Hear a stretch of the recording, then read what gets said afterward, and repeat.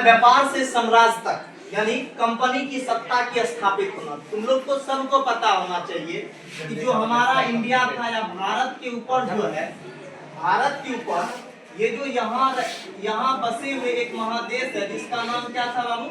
Europe. देश का नाम क्या था? यूरोप।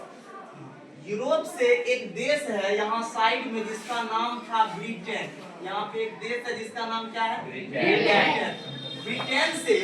ब्रिटेन से एक कंपनी निकल करके आती है जो समुद्री मार्ग से पहले तो दक्षिण अफ्रीका के पास जो है रुकते हैं, फिर दक्षिण अफ्रीका से ये भारत की ओर बढ़ते हैं और भारत के ऊपर आने के बाद ये यहाँ पे कंपनी के रूप में आते हैं। किसके रूप में? कंपनी। और इसका उद्देश्य यानी जो ईस्ट इंडिया कंपनी आई थी, उस कंपनी का मतलब वो जो यहाँ से अंग्रेज का कंपनी आया था, उस कंपनी का नाम था ईस्ट इंडिया कंपनी। क्या नाम था? East India company. East India company. Company का उद्देश्य सिर्फ ये था कि हम भारत में आकर के व्यापार और वाणिज्य करें, यानी ऐसा करें कि हम व्यापार करके ज्यादा से ज्यादा मुनाफा कमाएं और मुनाफा कमा करके हम फिर अपने देश रिटर्न आ जाए।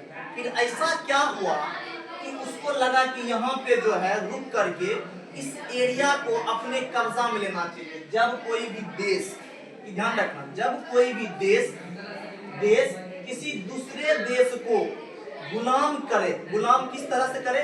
वहाँ के संसाधन का उपयोग, वहाँ के जो कह सकते हैं जितने भी चीजें हैं, यानी जैसे भारत एक देश थे, इस पे ब्रिटेन आकर के गुलाम किए। तो गुलाम का मतलब होता उपनिवेश करना। याद है तुम लोग को बताए थे? उपनिवेश करना। उपनिवेश का मतलब होता जब कोई भी देश किसी दूसरे देश के संसाधन का प्रयोग अपने देश के उन्नति के लिए करता हो, अपने देश के वृद्धि करने के लिए करता हो, या अपना देश को ग्रोथ करने के लिए करता हो, यही कहलाता है उपनिवेशवाद। ये क्या कहलाता है? उपनिवेशवाद कहलाता है। ये क्या कहलाता है? उपनिवेशवाद कहलाता है। तो व्यापार से साम्राज्य तक में जो हम लोग का पहला कहानी यही से शुरू होता है कि सबसे पहले भारत में सबसे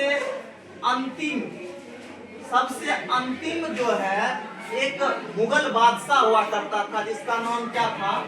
सबसे अंतिम मुगल बादशाह औरंगजेब।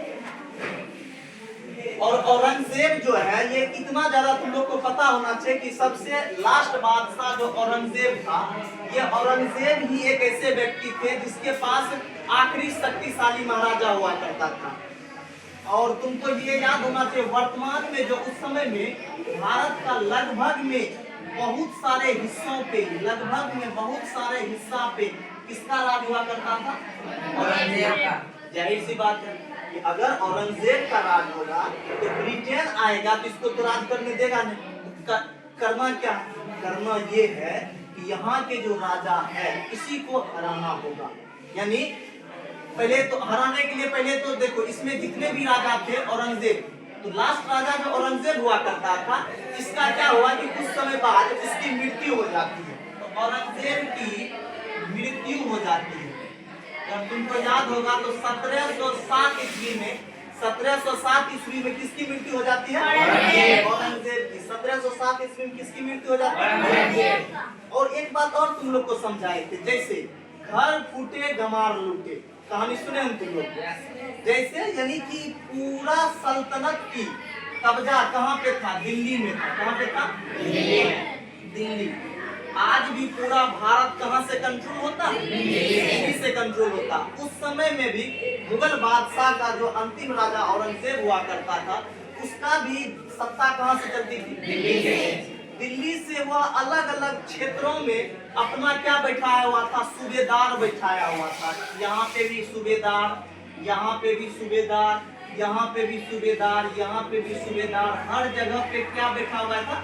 सूबेदार। राजा से नीचे का एक पद होता है जहाँ पे आप जैसे मान लेते हैं हम उस क्षेत्र तक नहीं पहुँच पाए तो हम क्या करेंगे? वहाँ पे एक राजा को बैठा देंगे। वहाँ पे क्या करेंगे? एक राजा को, और हमसे वो छोटा राजा होगा। यानी सूबेदार का मतलब होगा कि वहाँ की जितनी भी मैनेजमेंट है वो देखेगा और वहाँ से जो पैसा कलेक्ट होगा वो हमारे पास वो भेजेगा।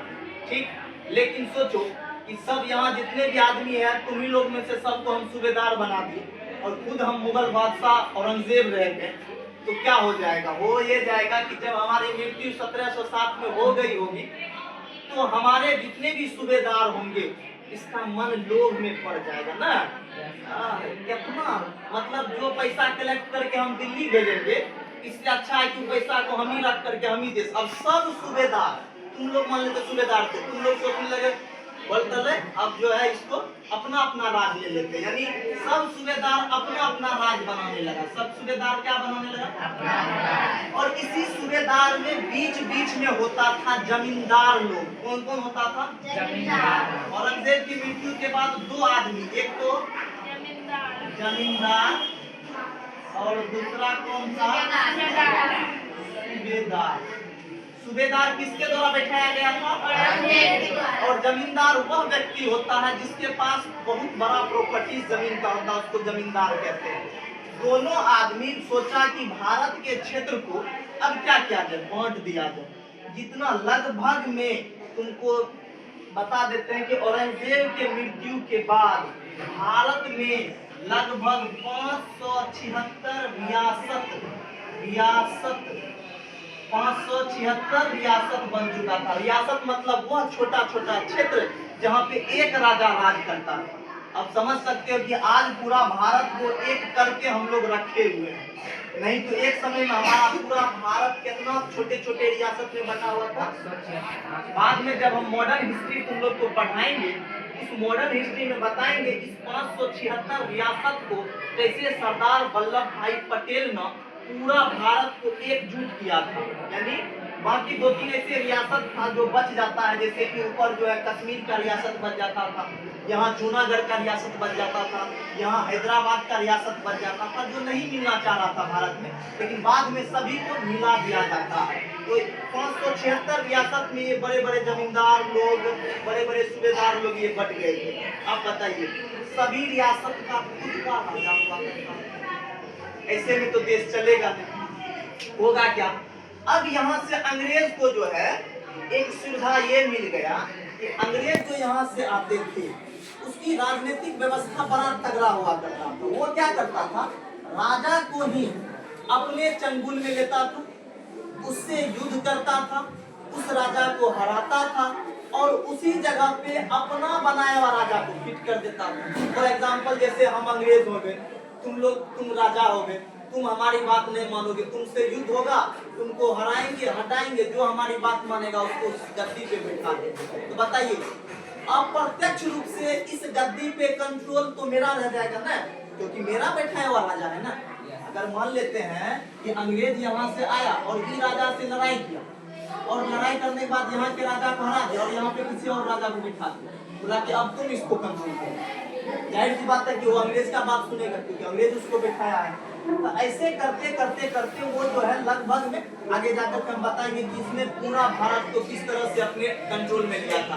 तो तुम लोग को याद होगा, मुगल बादशाह औरंगजेब अंतिम आखिरी शक्तिशाली राजा हुआ करता था, जिसकी मृत्यु के बाद वहाँ के जितने भी जमींदार हुआ करता था, जितने भी सूबेदार हुआ करता था, वो सब अपने अपनी ताकत दिखाने लगा। हम बोले थे कि अपनी अपनी ताकत दिखाने लगा और कहने लगा कि हम लोग जो है विभिन्न रियासत में और दिल्ली को अधिक दिनों तक प्रभावित केंद्र नहीं रहा। हम बोले थे मुगल बादशाह टाइम में सरकार कहाँ से चलती थी, लेकिन मुगल बादशाह जब मरेंगे तो सरकार दिल्ली से चलेगा कि अपना अपना रियासत से चलेगा। जाहिर सी बात है कि अपना अपना रियासत से ये काम चलेगा, और जब अपनी अपनी रियासत से काम चलेगा तो अब भारत का टुकड़ा बहुत ज्यादा होने वाला था। लेकिन यहीं से शुरू होता 18वीं सदी का एक टाइम।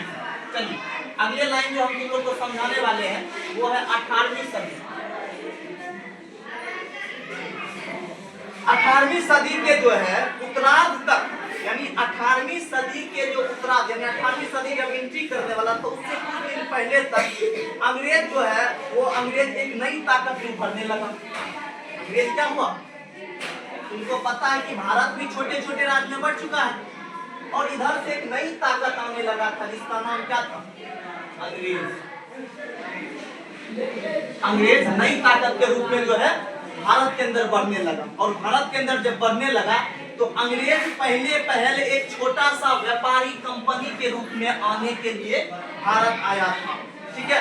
और एक एक बात और तुम लोग को बता देते हैं कि अंग्रेज जो भारत जब आया था तो अंग्रेज की जो रानी हुआ करती थी एलिजाबेथ नाम का एक महारानी हुआ करता था, उसने अंग्रेज यहाँ अपने देश से एक कंपनी को एकाधिकार का मतलब एकाधिकार दे करके भेजा। एकाधिकार का मतलब तुम लोग को हम समझाए थे कि यहाँ से ईस्ट इंडिया कंपनी को यहाँ से जब यहाँ भेजा तो यहाँ की जो महारानी एलिजाबेथ थी उसका कहना हुआ कि आप जाइए व्यापार कीजिए, अच्छा से अच्छा मुनाफा कमाइए और अपने देश के लिए लाइए। तो बोला कि ठीक है, मुनाफा तो हम अच्छा से कमा लेंगे, लेकिन आप पीछे से जो कोनो दूसरों कंपनी को भेज दिए तब हम क्या करेंगे? कहा नहीं, आपको हम एक अधिकार देते हैं। उस अधिकार का नाम था, अंग्रेज जब क्या नाम था? एकाधिकार। क्या नाम था उसका? यानी अब उसके अलावा कोई दूसरी कंपनी यहाँ भारत के अंदर नहीं आएगी। दूसरी कंपनी भारत के अंदर नहीं आएगी, सिर्फ और सिर्फ कौन कंपनी आएगा? ईस्ट इंडिया कंपनी भारत आएगी, इसके अलावा दूसरी कंपनी नहीं आएगी। अब अंग्रेज के इस कंपनी को ये सुविधा मिल गया कि हम भारत को अच्छे तरह से यूटिलाइज करेंगे। तो यहीं से शुरू होती है इंडिया का काउंटडाउन, यानी इंडिया जो है पूरा तरह से गुलाम होने की पहली रास्ता पे शुरू हो चुका है। लेकिन गुलाम होने की इस केस में आपको ऐसी ऐसी कहानियां सुनने को मिलेगी, इस कहानी को सुनने के बाद आपको लगेगा कि अगर यहाँ पे ये गलती ना करते तो गुलाम ना होते, ये गलती ना करते गुलाम ना होते। यानी एक कहानी सुने हो ना, आप भैंस मुझे मार, आप बैल मुझे मार, है ना? वही बात है, यहाँ पे सब आदमी बुला करके क्या किया? कंपनी को बुलाता था, आदर सम्मान करता था, खिलाता पिलाता था, है ना? वही जो है सुने हो कहानी एक की, मतलब इसमें जो है दोस्ती कर लेता था, पीठ में छुरा भोंक देता था। अंग्रेज राजा से दोस्ती करता था, उससे खाता पीता, उसके यहाँ रहता था और वही राजा को मार करके अपना राजा को बिठा देता था। बड़ा शातिर आदमी थे। मात्र 6000 आदमी अंग्रेज आया था और यहाँ 30 करोड़ को गुलाम बना दिया। अब समझ सकते हो कि कितना बड़ा आदमी था। तो 18वीं सदी के उत्तरार्ध तक में अगर बात करें तो अंग्रेज एक नई ताकत के रूप में आने लगा। और एक बात और तुमको समझ में आया कि अंग्रेज पहले एक छोटा कंपनी व्यापार के रूप में भारत आए थे। यहाँ के इलाके पे कब्जा करने में उसको कोई दिलचस्पी नहीं था। वो बोला क्या, इस इलाका में हम आएंगे ना सिर्फ व्यापार करने आएंगे, हमको यहाँ पे गुलाम करने के लिए कोई दिलचस्पी नहीं। तब तुम्हारे मन में क्वेश्चन आता होगा, एकाधिकार, है ना? एकाधिकार होगा तो व्यापार करने अंग्रेज आया। तो अंग्रेज का ऐसा क्या उसके दिमाग में बैठा, ऐसी कौन सी दिलचस्पी उसको लग गया कि वो व्यापार करने वाले लोग इतने बड़े साम्राज्य के स्वामी बन करके बैठ गया। इतना बड़ा साम्राज्य, कोई मायने में बहुत बड़ा भारत है।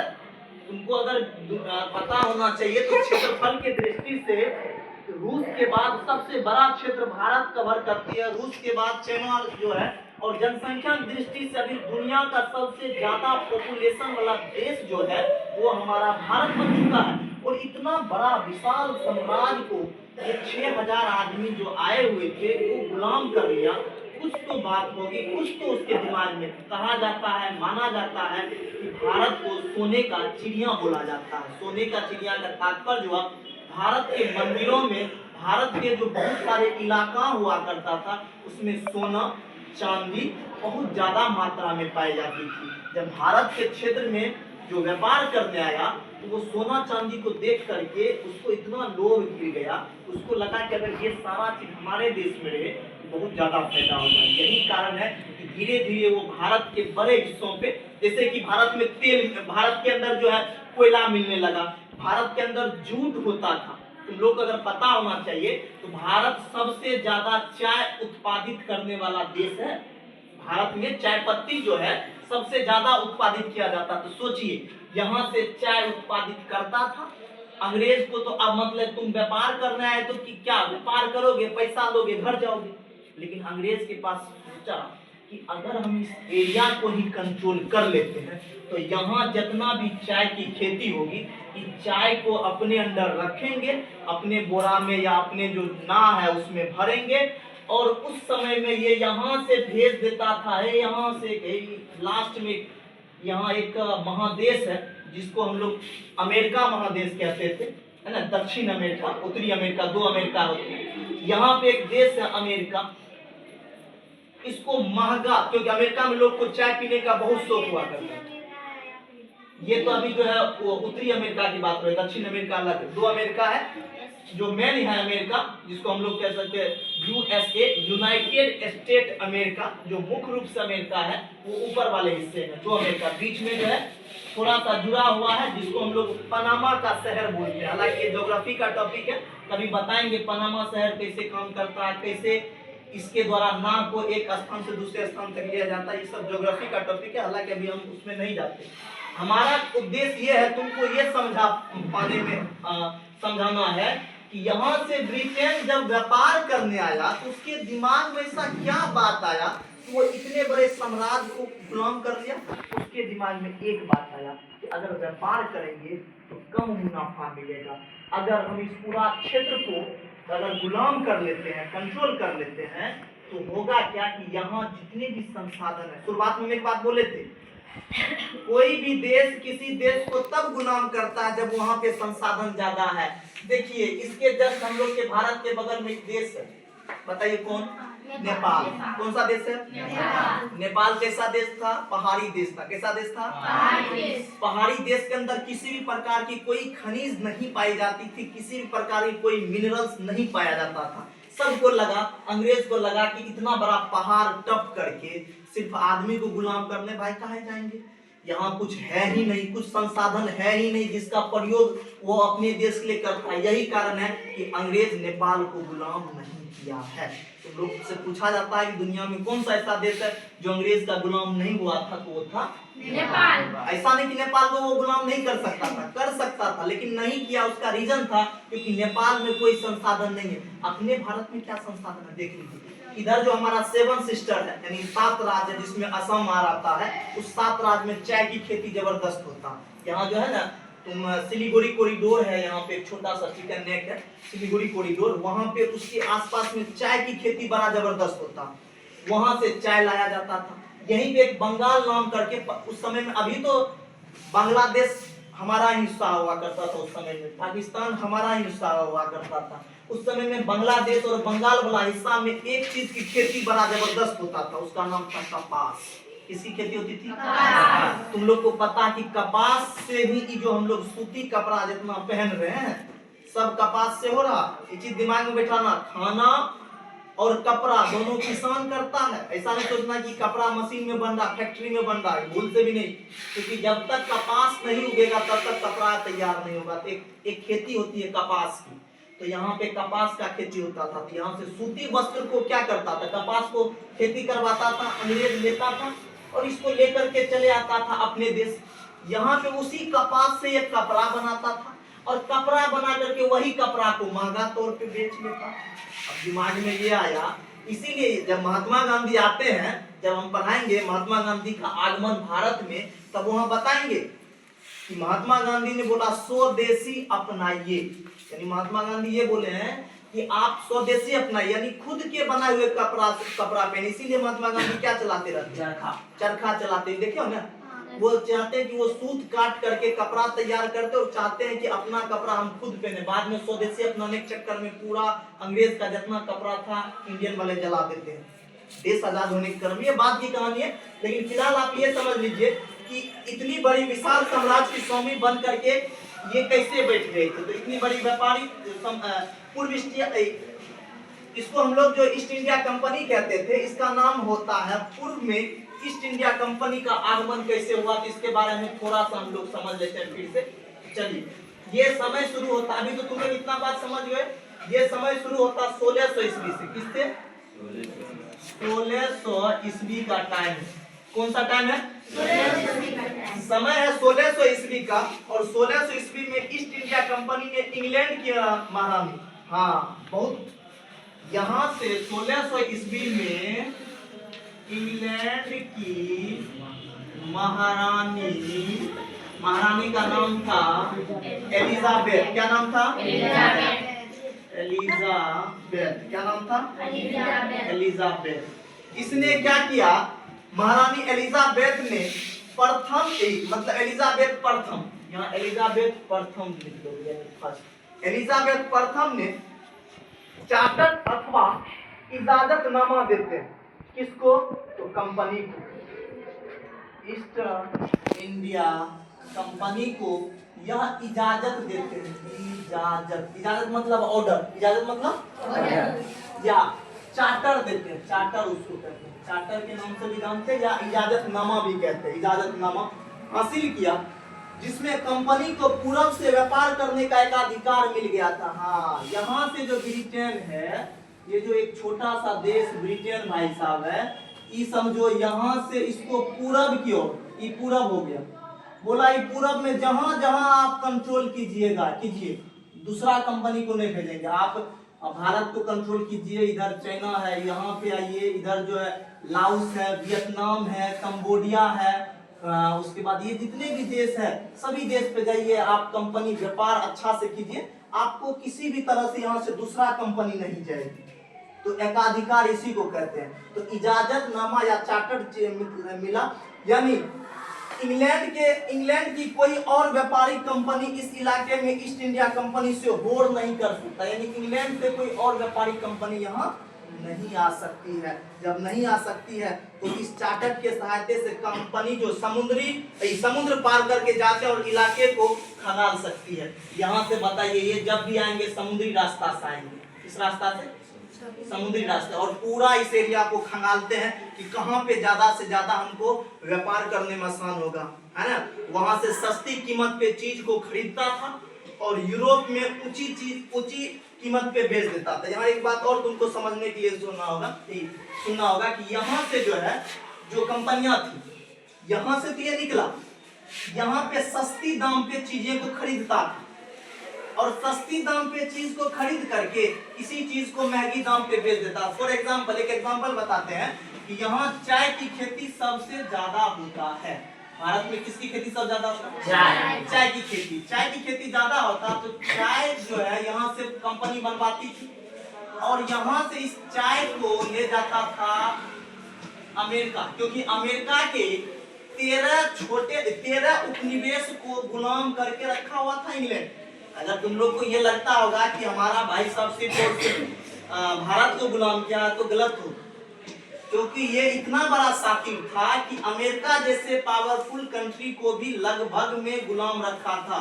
और अमेरिका जो है लगभग में 4 जुलाई 1776 ईस्वी में आजाद हो चुका था। 4 जुलाई 1776 में आजाद हो गया था अमेरिका इसके इससे। तो अमेरिका को गुलाम, अमेरिका में क्या करता था, यहाँ से चाय ले जाता था और यहाँ